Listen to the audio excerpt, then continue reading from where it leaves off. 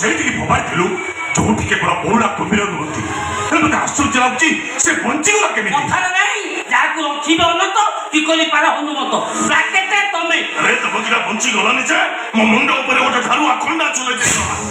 ଯେକୌଣସି ମୁହୂର୍ତ୍ତରେ ସେ ଖଣ୍ଡାରେ ମୋ ବେକଟା କଟି ଯାଇପାରେ। ଆମ ଭାଗ୍ୟ ଭଲ ସେ ପାଗେଳି ହେଇଯାଇଛି। ତାହେଲେ ଏତେବେଳକୁ ଥାନାରେ ମାମୁଁ ଘରେ ବ୍ରାକେଟେ ଜେଲରେ ଆଜି ସିନା ତାର ମେମୋରି ଲସ୍ ହେଇଯାଇଛି।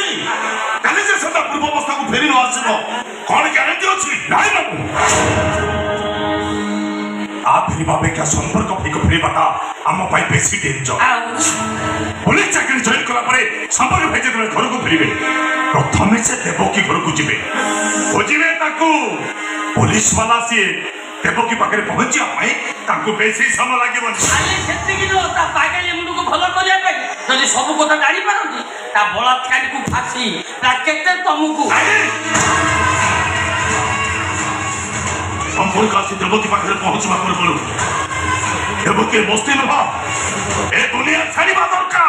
ସେ ଦାୟିତ୍ୱଟା ମୋର ମାମୁଁ। ଏଥର ସେ ଦେବକୀ ମୁଁ ଏମିତି ଅବସ୍ଥା କରିବି, ନା ରହିବ କିରଣ, ନା ବାଜିବ ରିଧିମ୍, ଦାଦା ତାର କେଟେ ଧିମ୍। ସେଦିନ ବି ରୀତି ବଜେଇଥିଲ। ନାଇଁ ମହାନ୍ତି, ଏଥର କିନ୍ତୁ ସାଥିରେ ମୁଁ